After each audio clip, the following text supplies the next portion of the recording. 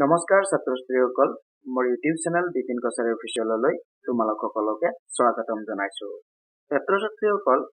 মই ইয়াৰ আগৰ ভিডিঅ'সমূহত তোমালোকৰ লেসন 6 বৰ্গ আৰু বৰ্গমূল নামৰ পাঠটিৰ অনুশীলনী 6.4 ৰ কুৱেশ্যন নম্বৰ তোমাৰ 7 লৈকে মই সলভ কৰি দিছিলো। তাৰে দুটা কুৱেশ্যন 8 নম্বৰ আৰু 9 নম্বৰ এই দুটা কুৱেশ্যন বাদ পৰি গৈছিলে। তো আজি এইটো ভিডিঅ'ৰ জৰিয়তে এই দুটা কুৱেশ্যনৰ সলিউশন তোমালোকক আগবঢ়াম বুলি ভাবিছো। তো ছাত্ৰ-ছাত্ৰীসকল, আহা আমি ভিডিঅ'টো আৰম্ভ কৰো। তো 8 নম্বৰ কুৱেশ্যনটো দিয়া আছে 4612 ৰ আটাইতকৈ ওচৰত থকা পূৰ্ণ বৰ্গ সংখ্যাটো কি? তাৰমানে কি কৈছে, আমাৰ 4612 ৰ আগৰ পূৰ্ণ বৰ্গ সংখ্যা আৰু পিছৰ পূৰ্ণ বৰ্গ সংখ্যা এই দুটা আমি বৰ্গ সংখ্যা উলিয়াই চেক কৰি চাব লাগিব। উলিয়াই চেক কৰি চোৱাৰ পিছত কোনটো বেছিকৈ ওচৰত আছে সেইটো লিখিব লাগিব, মানে সেইটোৱে হ'ব আমাৰ আনসাৰটো। ওকে, তাৰ কাৰণে আমি কি কৰিব লাগিব, এই 4612 ৰ বৰ্গমূল উলিয়াব লাগিব আৰু সেই বৰ্গমূলটো আমি দীৰ্ঘহৰণ পদ্ধতিৰে উলিয়াম। ওকে, তো আমি দীৰ্ঘহৰণ পদ্ধতিৰে আমি বৰ্গমূল উলিয়াম। তোমালোকৰ নিশ্চয় মনত আছে। তো আমি জোৰ পাতিব লাগিব,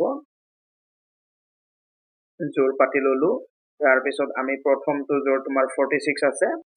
তো 46ক আমি এটা ভাগ কৰিব লাগিব। কিহেৰে ভাগ কৰিব লাগিব? এটা সংখ্যা আমি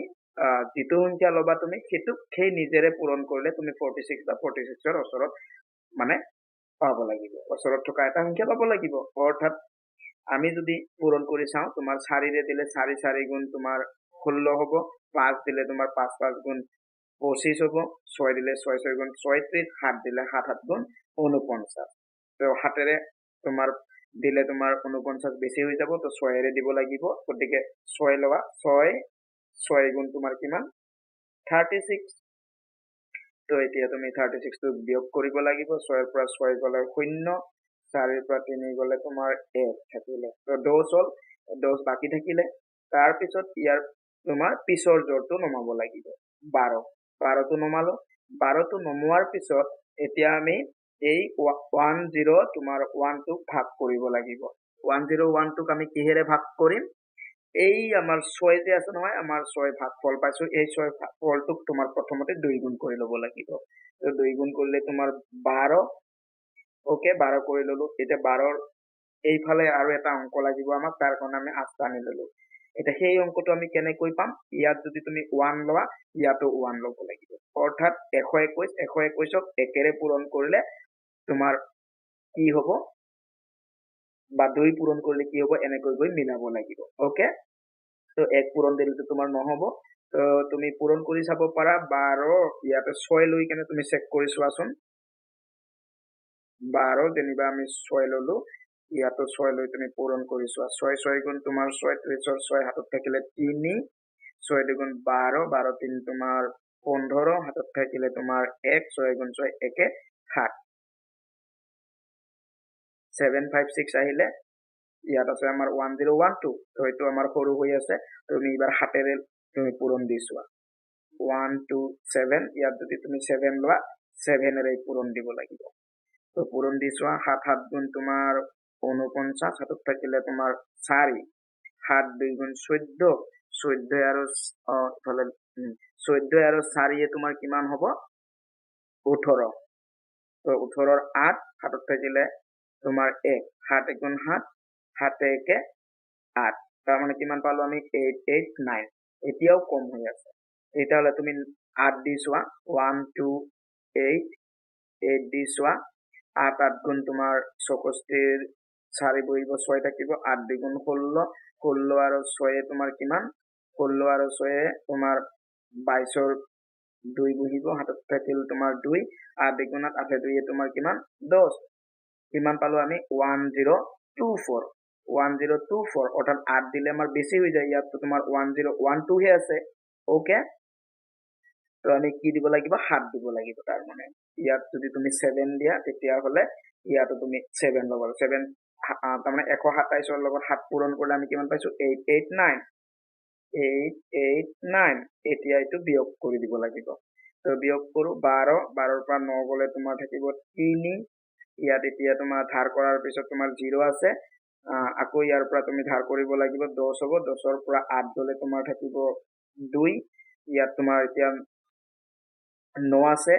তো 9 পৰা 8 গলে থাকিব তোমাৰ 1 1 2 3 ওকে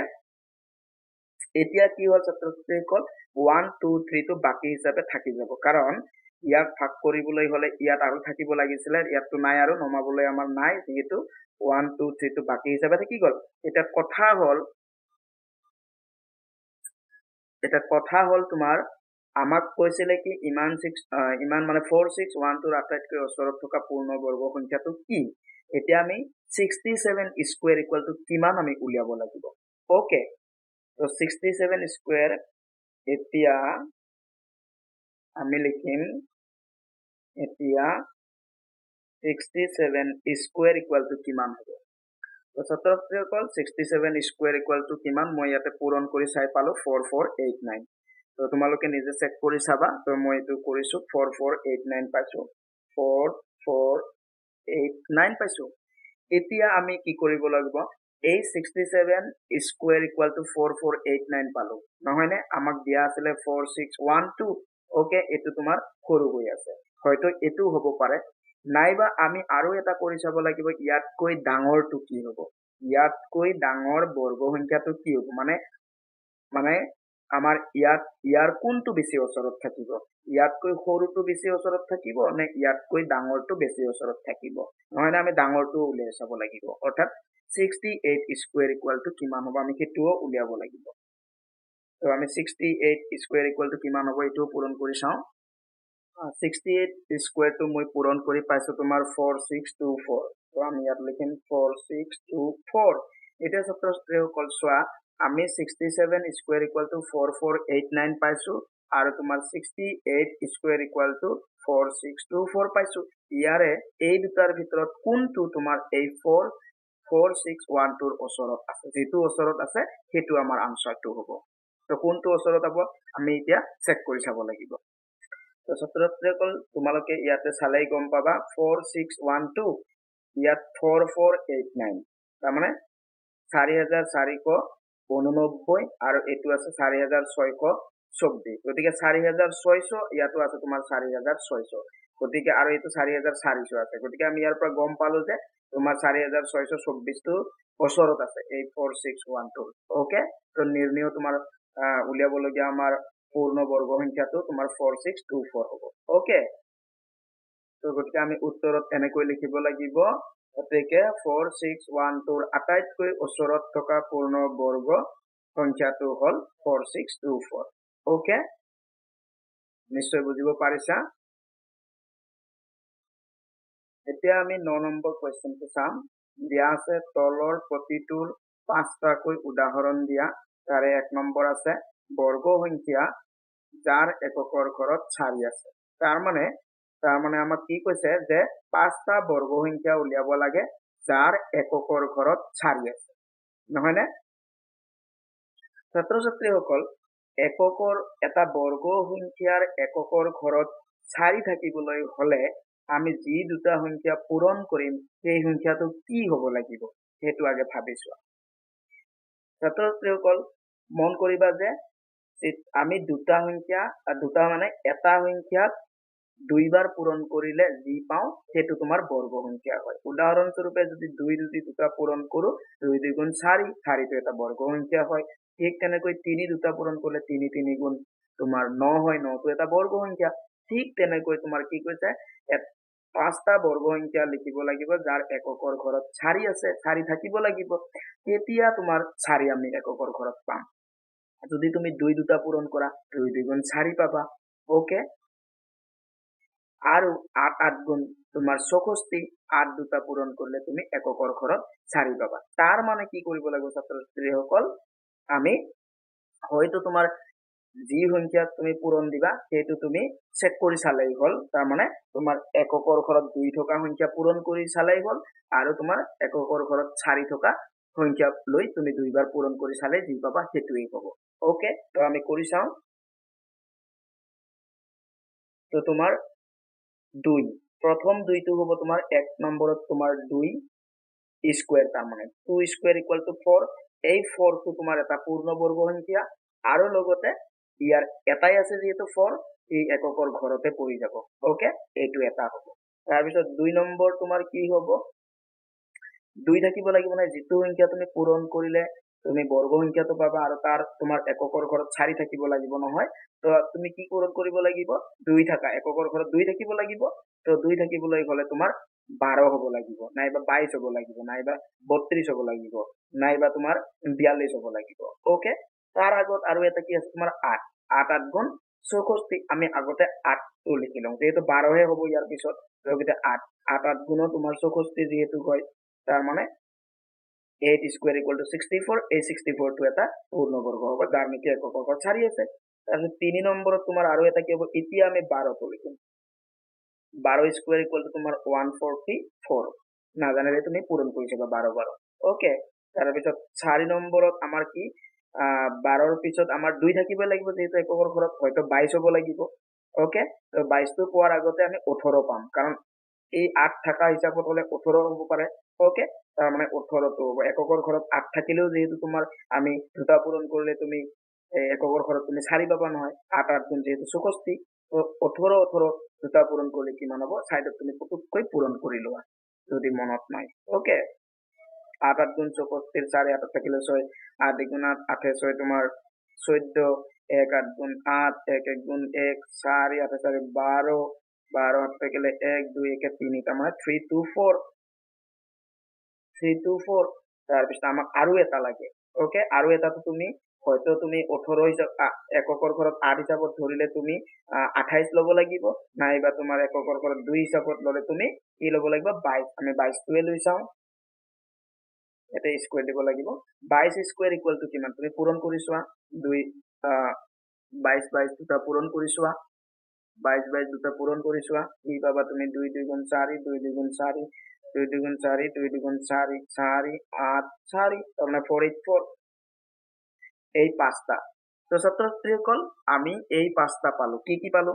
4 এককৰ ঘৰত তোমাৰ 4 আছে এটা আছে মানে ইয়ে এককৰ ঘৰত থাকাই বুজাব তাৰপিছত আমি 64 পালো 144 পালো 324 পালো আৰু 484 পালো এনেকৈ তুমি পাঁচটা নহয় তুমি অসংখ্য তুমি পূৰ্ণবৰ্গ উলিয়াব পাৰিবা যাৰ নেকি তোমাৰ এককৰ ঘৰত 4 থাকিব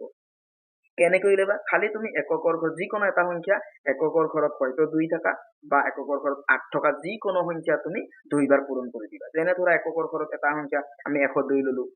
102 ললে এককৰ ঘৰত 2 আছে তোমাৰ 102 দুইবাৰ পূৰণ কৰি দিলে তুমি যি পাবা সেইটো এটা পূৰ্ণবৰ্গ হ'ব তাৰ এককৰ স্থানত 4 থাকিব ওকে ঠিক তেনেকৈ তুমি 8 থাকা এককৰ ঘৰত ধৰি লৈছো 108 108 তুমি দুইবাৰ পূৰণ কৰি দিয়া যি পাবা সেইটো তোমাৰ এটা পূৰ্ণবৰ্গ হ'ব যাৰ নেকি এককৰ ঘৰত তোমাৰ 4 থাকিব ওকে নিশ্চয় ট্ৰিকটো বুজি পাইছা এতিয়া আমি নেক্সট 2 নম্বৰটো লৈ যাম এতিয়া আমাক 2 নম্বৰটো কি কৈছে বৰ্গ সংখ্যা উলিয়া মানে পাঁচটা বৰ্গ সংখ্যা উলিয়াব লাগে যাৰ এককৰ ঘৰত 9 আছে তো ইয়াতো তেনেকৈ একে ট্ৰিক এটা 9 পাবৰ কাৰণে তুমি কি দুটা এটা সংখ্যাক দুইবাৰ পূৰণ কৰিব লাগিব 3 3 3 গুণ 9 অৰ্থাৎ এককৰ ঘৰত তোমাৰ 3 থাকিব লাগিব 3 থকা এটা সংখ্যা দুইবাৰ পূৰণ কৰি দিলে তুমি 9 পাই যাবা নাইবা আৰু কি হ'ব পাৰে 7 7 গুণ 49 7 থাকাও হ'ব পাৰে তো গতিকে হয় তোমাৰ এককৰ ঘৰত 3 থকা সংখ্যা দুইবাৰ পূৰণ কৰিব লাগিব হয় এককৰ ঘৰত 7 থকা সংখ্যা দুইবাৰ পূৰণ কৰিব লাগিব ওকে তো আমি এনেকৈ উলিয়াই চাওঁ তো 1 নম্বৰ তোমাৰ 3 স্কোয়াৰ এটো হ'ব তোমাৰ এটা 3 স্কোয়াৰ ইকুয়াল টু 9 9 টো এটা হৈ যাব তাৰ পিছত তোমাৰ হয়তো 13 হ'ব তাৰ আগতে আমি 7 টো ল'ব পাৰো 7 থাকিলেও যেহেতু তোমাৰ আমি 9 পাম 7 8 গুণ তোমাৰ 49 ওকে 3 নম্বৰত তোমাৰ 13 হ'ব পাৰে 13 স্কোয়াৰ 13 13 দুটা পূৰণ কৰিলে তোমাৰ কিমান হ'ব সেইটো এটা হ'ব 169 তাৰ পিছত তোমাৰ 4 নম্বৰটো তোমাৰ হ'ব 7ৰ ফালৰ পৰা ভাবিলে তোমাৰ 17 ওকে 17 স্কোয়ার ইকুয়াল টু কি হ'ব যদি মনত নাই সাইডত তুমি পুতুককৈ পূৰণ কৰা 17 ইনটু 17 হলে কি হ'ব 7 8 গুণ 49 ৰ 9 7 থাকিলে তোমাৰ 4 7 1 গুণ 7 7 4 তোমাৰ 11 1 7 গুণ 7 1 1 গুণ 1 তো 9 7 1 তোমাৰ 8 1 1 2 তাৰ মানে 289 ওকে আৰু এটা লাগে আমাক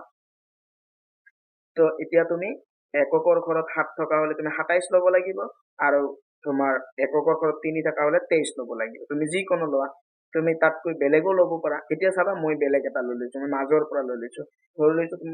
মই লৈ লৈছো তোমাৰ 43 স্কয়াৰ লৈ লৈছো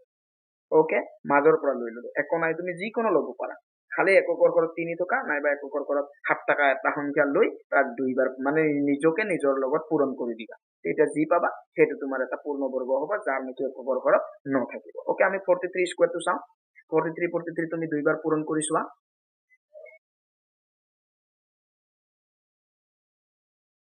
3 3 গুণ 9 3 4 গুণ তোমাৰ 12 4 3 গুণ আকৌ তোমাৰ 12 দুই হাতত থাকিলে 1 4 4 গুণ তোমাৰ 16 একে 17 9 2 2 তোমাৰ 4 তাতে একে 8 1 তো কিমান পালো আমি 1849 1849 টো তোমাৰ এটা বৰ্গ সংখ্যা যাৰ এককৰ ঘৰত তোমাৰ বা এককৰ স্থানত 9 আছে ওকে এনেকৈ তুমি পাঁচটা নহয় তুমি হাজাৰ হাজাৰ তুমি অসংখ্য উলিয়াব পাৰিবা ট্ৰিকটো নিশ্চয় বুজি পাইছা এতিয়া যদি তুমি বহুত ডাঙৰ এটা সংখ্যা লোৱা সাপোজ তুমি মানে মই এটা এনে জাস্ট উদাহৰণ দিছো মানে এককৰ ঘৰত হয়তো 3 থকা নাইবা 7 টকা উলিয়াব লাগিব তো এককৰ ঘৰত যদি তুমি 3 টকা লোৱা 253 এইটো যদি তুমি পূৰণ কৰা এইটো পূৰণ কৰিলে তুমি এককৰ ঘৰত 9 টকা এটা পূৰ্ণবৰ্গ সংখ্যা পাবা ওকে ঠিক তেনেকৈ 17 টকা যদি লোৱা মই এটা এনেকৈ এটা উদাহৰণ দিছো 17 নহয় এককৰ ঘৰত যদি 7 টকা এটা সংখ্যা লোৱা সাপোজ তুমি 797 এই সংখ্যাটোক যদি তুমি 797 এৰে যদি পূৰণ দিয়া এইটো তাৰমানে 253 ৰে পূৰণ দিব লাগিব ওকে ইয়াতে তুমি এইখিনি পূৰণ দিয়া যিখিনি যি পাবা সেইটো তোমাৰ এটা পূৰ্ণবৰ্গ সংখ্যা হ'ব যাৰ এককৰ ঘৰত 9 থাকিব ওকে ট্ৰিকটো বুজি পাইছা এতিয়া আমি 3 নম্বৰটো চাম 3 নম্বৰটো কি কৈছে তোমাৰ সেই একেই আগৰ নিচিনা তাৰমানে 5টা বৰ্গ সংখ্যা লিখিব লাগে বা উলিয়াব লাগে যাৰ এককৰ ঘৰত 0 আছে এতিয়া 0 থাকা কেতিয়া 0 থাকিব আমি যদি 10 লওঁ 10 10 দুটা পূৰণ কৰিলে 100 হ'ব 100টো এটা বৰ্গ সংখ্যা হ'ব আৰু ইয়াৰ এককৰ স্থানত 0 থাকিব ঠিক তেনেকৈ তুমি যদি 20 লোৱা 20 দুটা পূৰণ কৰিলে তোমাৰ 400 হ'ব 30 ললে তোমাৰ 30 যদি দুটা পূৰণ কৰি দিয়া কিমান হ'ব 900 হ'ব তাৰপিছত তোমাৰ মুঠৰ ওপৰত তুমি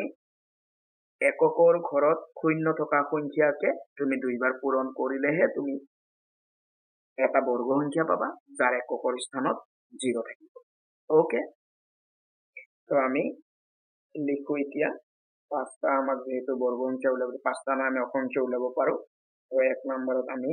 10 স্কয়াৰ কৰা 10 স্কয়াৰ মানে হল তোমাৰ 10 দুটা পূৰণ যদি 10 10 গুণ তোমাৰ 100 নহয়নে তাৰপিছত তুমি আৰু এককৰ স্থানত তুমি 0 থকা সংখ্যাই ল'ব লাগিব পূৰণ দুটা পূৰণ কৰিলেহে তুমি 0 পাবা তো গতিকে তুমি এতিয়া 20 লোৱা 20 স্কয়াৰ এটা 20 স্কয়াৰ কৰিলে তোমাৰ তাৰমানে 20 দুটা পূৰণ কৰিব লাগিব 20 পূৰণ কৰিলে তোমাৰ কিমান এইটো পূৰণ কৰাৰো এটা নিয়ম আছে কি নিয়ম আছে তুমিতো গমে পাইছা সাইডত লিখি লোৱা ট্ৰিকটো বুজাই কি বুজি পাইছা চাবা 20 আছে নহয় তুমি যেহেতু এনেকৈ পাতি কৰিলে তোমাৰ 20 আৰু 20 দুটা পূৰণ কৰিব লাগিব নহয় তাৰ কাৰণে তুমি এই 0 দুটা তুমি আঁতৰাই থৈ দিয়া পূৰণ কৰিব নালাগে